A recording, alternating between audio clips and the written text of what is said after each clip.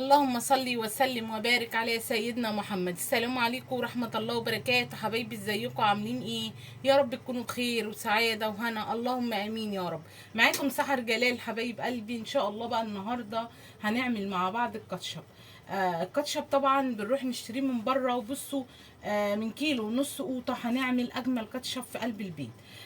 طبعا الكاتشب يعني ولادك على طول طبعا بيطلبوه ما شاء الله في اي حاجه. ان شاء الله يا رب لو حمرت لهم شويه بطاطس هيحطوا عليها ما شاء الله وهياكلوا ما شاء الله، بيبقى جميل جدا. تعالوا بقى مع بعض الكاتشب هنعمل ايه مع بعض. حبايبي معانا بقى شفشق الخلاط، ومعانا زي كيلو ونص من القوطه، طبعا غسلينها كويس ومتقطعه ما شاء الله يعني اهو. واللهم بارك، اجمل قوطه بتحطيها للكاتشب، مش بتجيبي بقى قوطه مستويه ولا بناخد قوطه خضره مثلا كده يعني بتبقى غامقه. بصوا لازم تبقى قوطه حمراء وقوطه اللهم بارك، بصوا ما شاء الله بتبقى جميله جدا اهو. يعني اجمل حاجه كده، حاجه حلوه كده بتروحي جايباها وايه وعاملاها للكاتشب عشان يطلع معانا حلو ومسكر كده وطعمه يبقى جميل.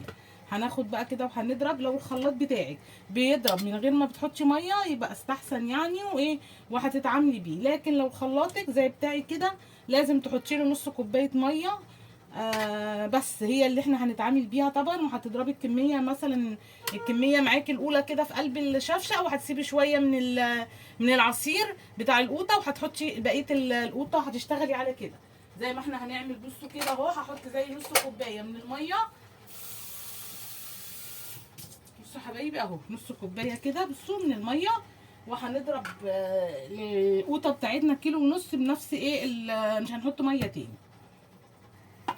حبايب قلبي بصوا اهو كده معانا مصفى ومعانا الحله. بصوا هنسيب زي نص كوبايه اهو، وهنحط بقى الخليط في قلب بسم الله، وهنحط الخليط تاني في قلب الشفشق وهنضربهم تاني خلاص لغايه ما نخلص كل الكميه معانا. طبعا هنصفي كويس، ما نسيبش بقى تفل ولا نسيب قشور كده من القوطه. بصوا هنملى بقى الخلاط كده اهو ما شاء الله اهو. بصوا هنضرب اهو الكميه معانا بسم الله. حبايبي بصوا بقى ما شاء الله اهو ضربنا القوطه. بصوا القشور بقى اللي طالعه طبعا وبذر. وبصوا حبايبي اهو كل ده كده طبعا هنتخلص منه. وما شاء الله بقى كده ايه. بصوا بقى القوطه اللي معايا اهي حبايبي. بصوا اهو كده اللهم بارك. بصوا القوطه اللهم بارك عامله ازاي. هنحط بقى على البوتاجاز نولع عليها يلا مع بعض حبيب قلبي. بصوا بقى ولعنا عليها كده على القوطه، وهنسيبها بقى تغلي غلوتين كده مع بعض. مش هنحط عليها اي حاجه دلوقتي لغايه ما تغلي معايا. بعد ما تغلي بقى نشوف هنعمل ايه مع بعض اهو حبايبي. بصوا اهو هنسيبها بقى كده ايه تغلي كده غلوتين مع بعض حبايبي. بصوا ما شاء الله غليت معايا، وبصوا القوام بتاعها. بصوا خلاص اهو داخل بقى على انها ايه هتتسبك معايا خلاص.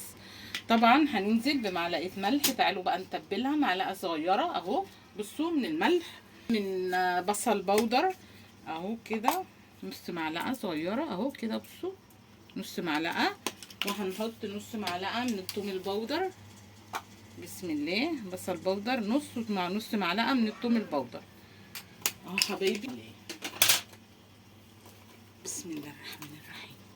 وهنحط نص معلقه من الفلفل الاسمر اهو بقى تقليبه كده. بصوا اهو حبيبي كده هنقلب بسم الله. نديها بقى تقليبه كده. بصوا اهو كده نص كوبايه من السكر. بصوا نص كوبايه الا برضو زي معلقه، نص كوبايه الا معلقه اهو عشان خاطر ما تبقاش ايه يعني ما بحبهاش مسكره قوي. انت لو عايزاها زي بتاعه المحلات مسكره كده زي بتاعه المحلات حطي نص كوبايه. فانا عشان مش بحبها طبعا التحليه كده قوي فايه حطيت نص كوبايه الا معلقه. هنقلب بقى كده اهو السكر بتاعنا. بصوا كده ندوبه خالص معانا اهو. على فكره طريقتها سهله جدا وما شاء الله ما فيهاش اي حاجه. وندعي دعوه بقى من قلبنا كده لاخواتنا كده في كل الدول العربيه، ربنا ينصرهم نصرا يتعجب له اهل السماوات والارض. اللهم امين يا رب كده، ويفك كربهم يا رب، يا رب فك كربهم اللهم امين، وارحم شهدائهم يا رب العالمين. اهو حبايبي بصوا كده، ونصلي على الرسول. اللهم صل وسلم وبارك على سيدنا محمد. اللهم صل وسلم وبارك على سيدنا محمد. خلاص كده قلبنا. تعالوا بقى نشوف هنحط ايه تاني. حبايب قلبي معايا بقى عود كده من القرنفل. بصوا اهو هنحطه، وهنحط كوبايه الا ربع من الخل. بسم الله اهو عليها.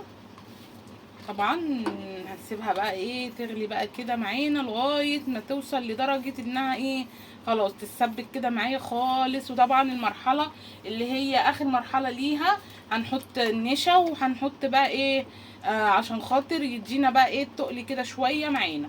بس خلاص لما هتدخل في السوا خالص هنحط بقى النشا مع بعض.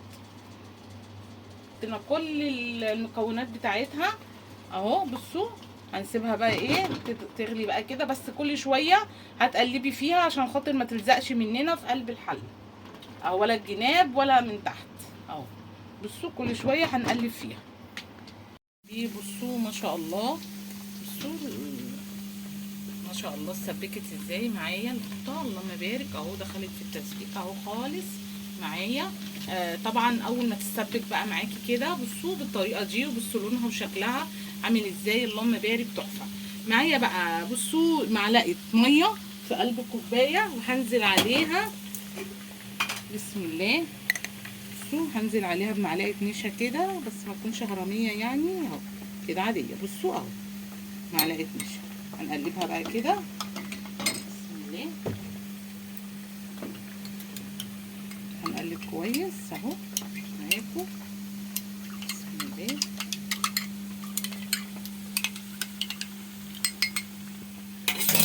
اهو هنزل بقى كده بصوا ايدي كده اقلب وايه اهو حبايبي اهو في قلب عشان ايه تديني بقى الايه اللي هو التقل كده بتاع المحلات كده. ما شاء الله لما بنروح نشتري الكاتشب من بره كده بيبقى تقله كده ما شاء الله، بيبقى شكله بصوا ما شاء الله عملت ازاي اهو.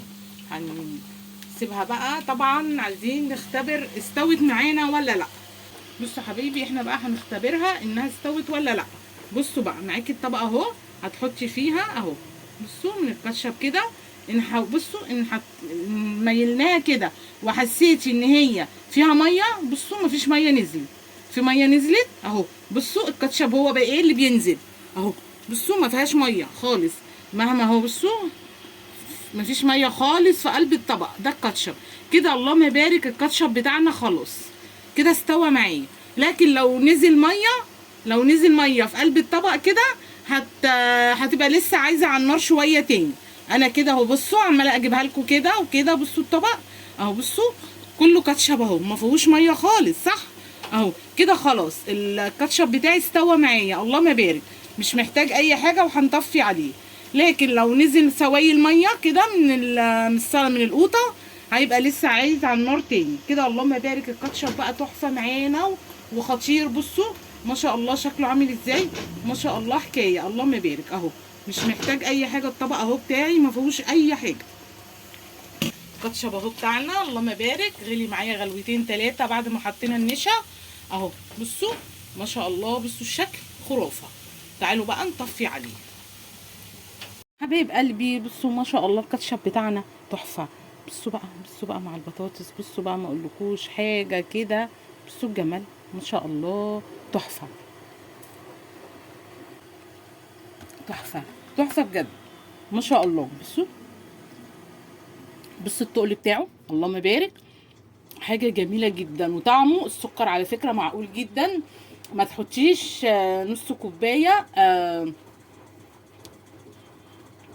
من السكر، شيلي معلقه منها ما شاء الله بيبقى جميل جدا. اللهم بارك تحفه. طبعا جنب البطاطس حاجه كده وهم. اللهم بارك تحفه وحاجه جميله. هتعملي سندوتشات بطاطس وهتحطي عليها كاتشب حكايه. بصوا بقى بيخش في كل حاجه طبعا احنا بناكلها وولادك طبعا عايشين بالكاتشب على طول.